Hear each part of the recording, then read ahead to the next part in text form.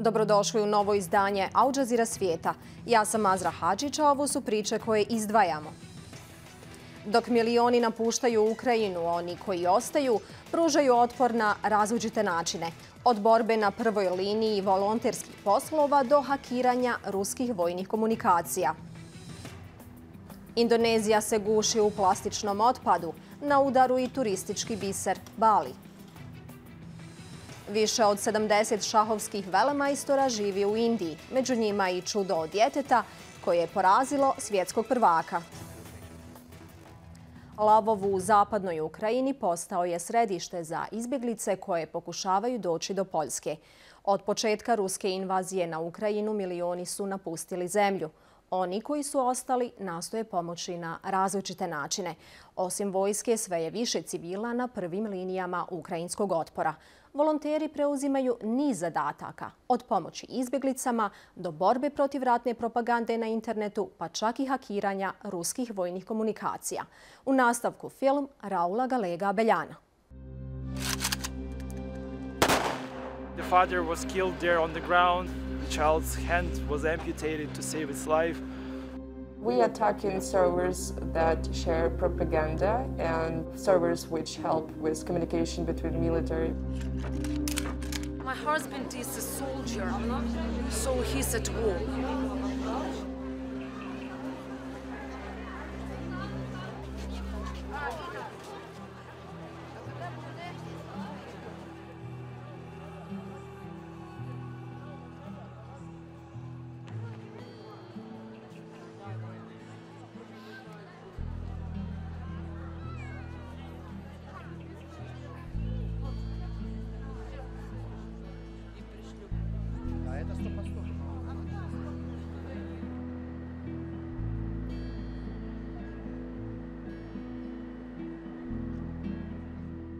I was at home.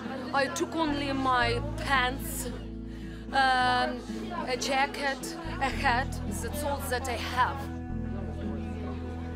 How many of you are traveling? 5. My friend, my daughter, her son, and her older son. People here spend a lot of time. They spend 2 days, 3 days, and now the train is going, so we will leave our country, and we are the first in the queue, but I'm going to give a chance women with babies, with little babies.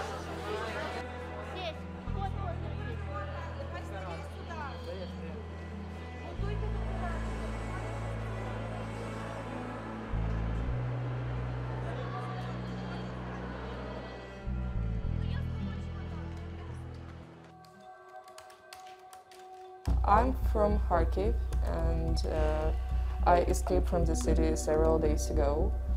Before the war, I had some ordinary life with ordinary problems. I was studying at university and got my first job 3 months ago. Kharkiv and Kyiv bombed violently, and Russian soldiers carry on bombing the city and destroying it totally. Klaviaturni vojska is just troops of ordinary people, just people who want to stop the propaganda, who want to stop the war. People, even without backgrounds, they get some basic knowledge, and then they start to fight with technology. We are using the DDoS attack to attack these websites and IP addresses. We attacking servers that share propaganda and servers which help with communication between military, because all we want just to stop the war. We have a great success in this field, and most of Russian websites and servers mostly are down.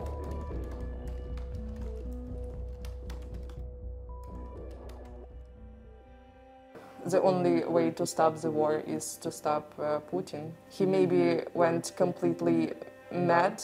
He's not fighting for Russia, he's fighting for power in his hands.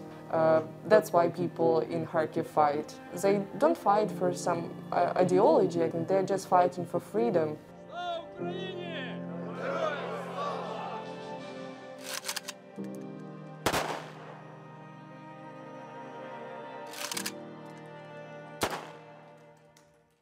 Before the war, I was a digital media specialist. I immediately jumped into all the numerous chat rooms I was in, like between relatives, between friends, and started figuring out where I can help people connect in terms of supplies, in terms of transportation, where someone needed a place to stay. So I helped gather a team of volunteers that are scattered across Ukraine right now, sheltering in their houses and basements, and they are all helping translate the massive amount of videos coming in from the front lines and publishing them into an English-speaking Telegram channel and into an English YouTube channel that we created so as to reach the widest English-speaking audience we can. In Lviv, it's quite calm. Lviv does feel like a safe haven right now.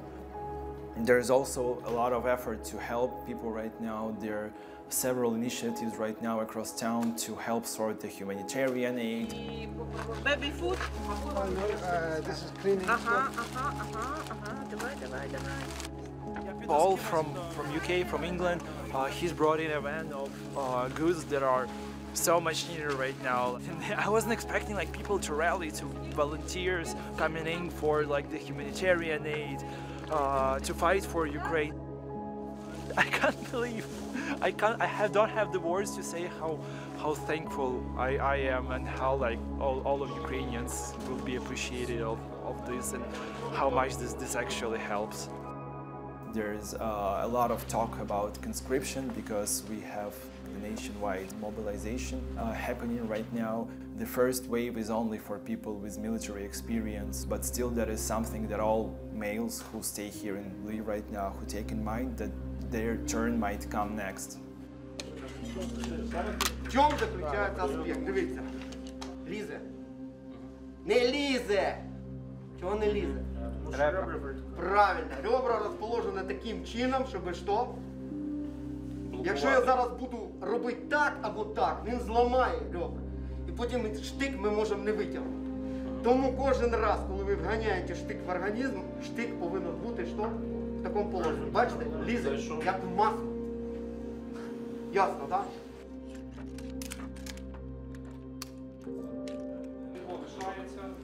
Прошу. Нажимаємо кнопку.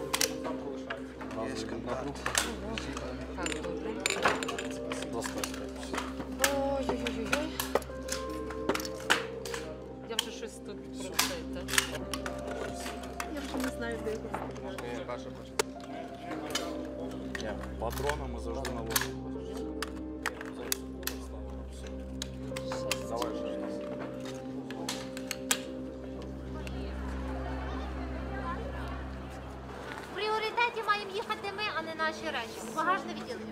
I was going to go here to the secondary train station in Lviv to volunteer with my friends. We just learned that a friend of ours who was in Irpin under Kiev, he just got killed. I also got texted by a colleague of mine, and he says that a family of friends of his, they were trying to evacuate, and they also got under fire. And like the father was killed there on the ground, and the child was in surgery, and the child's hand was amputated to save its life.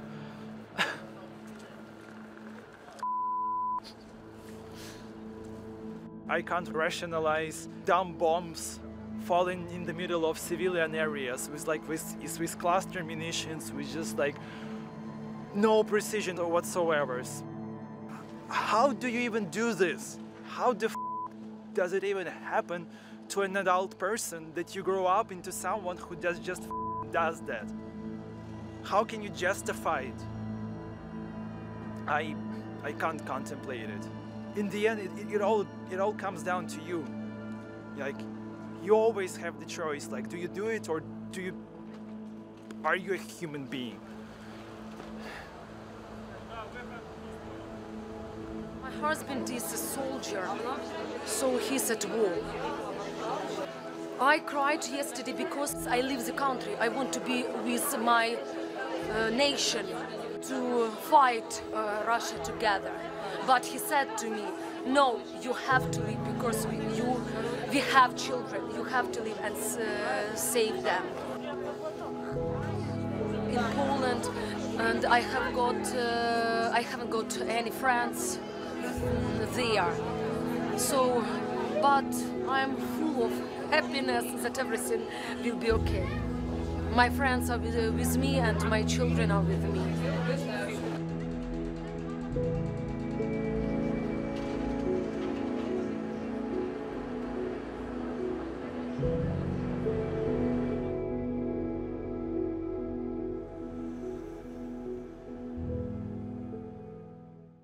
Milioni ukrajinskih građana koji su napustili domovinu utočišta su potražili širom svijeta.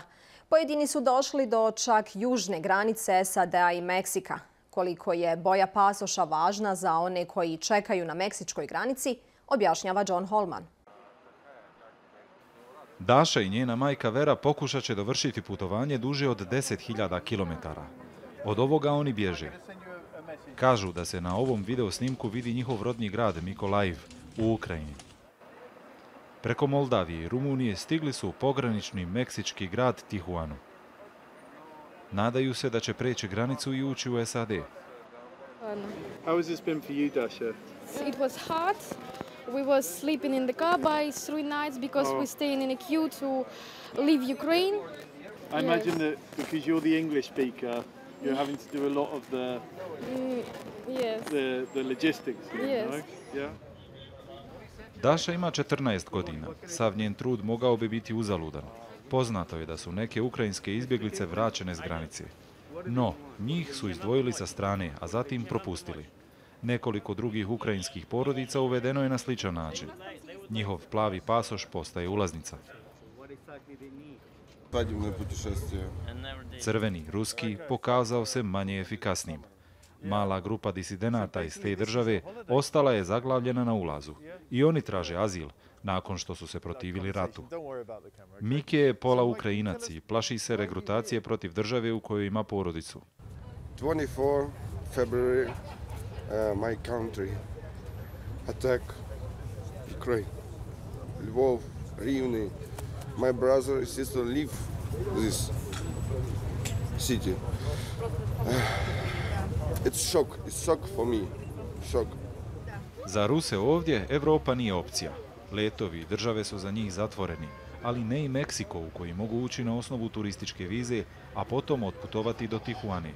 Ovdje ih ima mnogo više nego Ukrajinaca.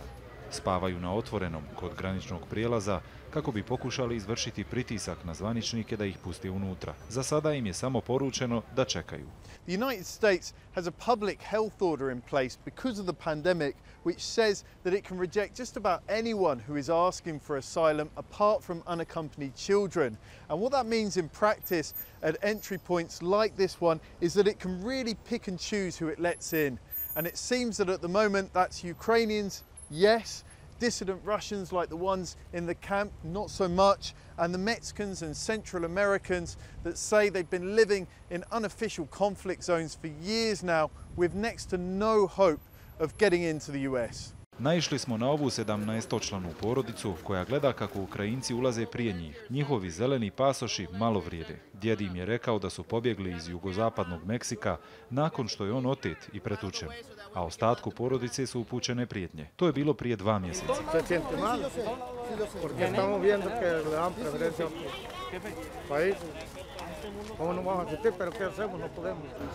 To će biti stalno pitanje očajnika iz država koje graniče sa SAD-om, dok čekaju, a drugi idu prije njih.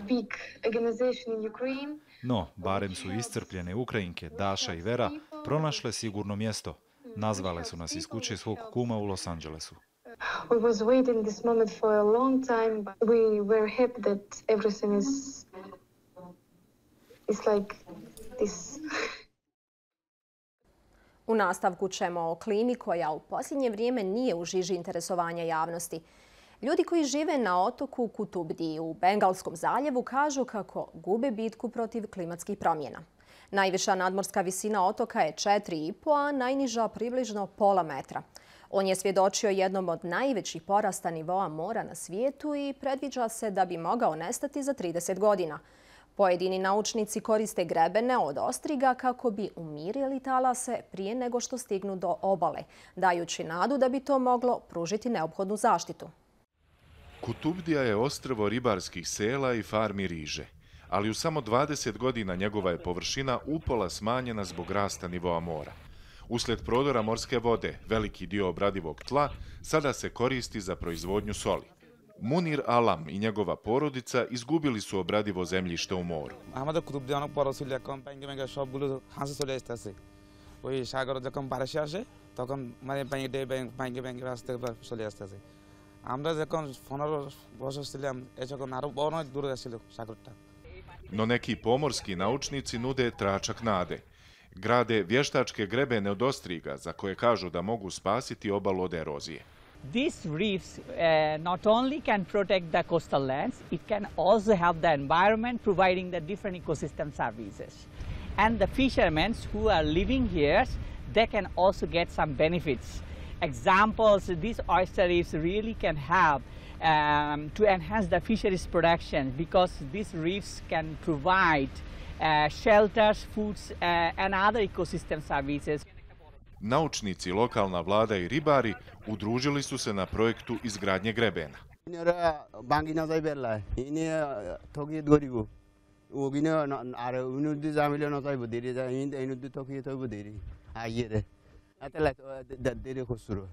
Mrijest ostriga pluta skoro mjesec prije nego što padne na tvrdu površinu ili jedna na drugu. Naučnici za njih pripremaju prstenove od cementa kako bi osnovali trajne domove. The baby oyster in their certain life stage, they need to settle. So what we are doing is a very simple technique. So we are bringing the substrate or hard surface which help them to settle over there. Grebeni su izgrađeni od živih ostriga, ljuštura školjki i drugih morskih organizama. Coastal areas of Bangladesh are natural habitat for oyster. What you see are formation of oyster reef here. Now these also work as a natural barrier against erosion. Iako je ovo pilot projekt, skromni greben od ostriga dokazao je da može biti isplativo rješenje u sprečavanju priobalnih erozija na ostrvima u Bangladešu. Ekološke grupe poručuju. Indonezija se suočava s krizom u odlaganju plastičnog otpada jer se neke primarne deponije približavaju maksimalnom kapacitetu, a nove ilegalne se pojavljuju. Iz vlade kažu da su posvećene rješavanju problema upravljanja otpadom u toj državi, a stručnjaci pozivaju korporacije da preuzmu odgovornost za svoj otpad. Na udaru onečišćenja je i turistički biser Bali. Na jugu Balija ovi radnici igraju važnu ulogu u borbi da im rijeke ostanu čiste. Lebih mengedukasi dengan tindakan nyata seperti yang kita lakukan pada saat ini. Jadi kita membersihkan, menunjukkan bahwa sungai butuh perhatian kita. Prema procjenama 90 tona plastike dospijeva u rijeke na Baliju svaki dan. Jedna lokalna nevladina organizacija bilježi vrste otpada koje nalazi tokom čišćenja kako bi otkrila koje su kompanije odgovorne. Really to fully be transparent as to what we're finding on the rivers so that these multinationals can back away but have to start looking at their own facts. Problem plastičnog otpada prisutan je i na Javi, najnaseljenijem otoku na svijetu. This coastal community in Jakarta has started to resemble a landfill with mountains of plastic waste that grow bigger every day. In recent years, it has become an unauthorized dumping site, one of many in Indonesia. Gotovo 5000 ljudi živi u naselju Kali Baru. Kažu da se bude uz neprijatan miris smeća koje se raspada. Sini daerah RT 5 dan 6 itu udah 3 tahun. RT 11 10, 14 12 13 14 itu di Iz vlade poručuju kako su posvećeni rješavanju indonezijske krize plastičnog otpada i obavezali su se da će do 2025. smanjiti plastični otpad koji završi u morima za 70%. Very important that multi-stakeholders engagement is important to solve the plastic waste issues, including companies as producer of the plastic-based product or packaging. Nove kompanije za upravljanje otpadom počinju rješavati problem plastike za jednokratnu upotrebu. Bantu Bumi je jedna od njih. Oni čiste i prerađuju plastični otpad, pa ga ponovno prodaju proizvođačima. Indonesia currently in a state of plastic waste emergency. We generate around 6.8 million tons per year. And we from Bantu Bumi have concern. We want to contribute by significantly absorb those plastic waste. Osnivač ove reciklažne kompanije kaže kako su njegov biznis i drugi slični njemu mali, ali spremni preuzeti veliki izazov. Pred kraj emisije ćemo o šahu koji danas gotovo redovno igra 600 miliona ljudi širom svijeta.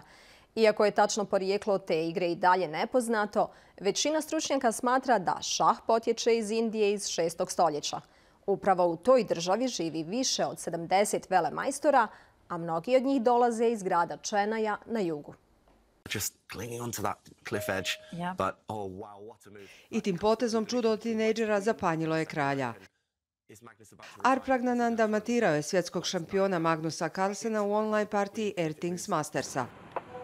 Počeo je igrati sa 3 godine i jedan je od najmlađih velemajstora na svijetu. No, I wasn't nervous. I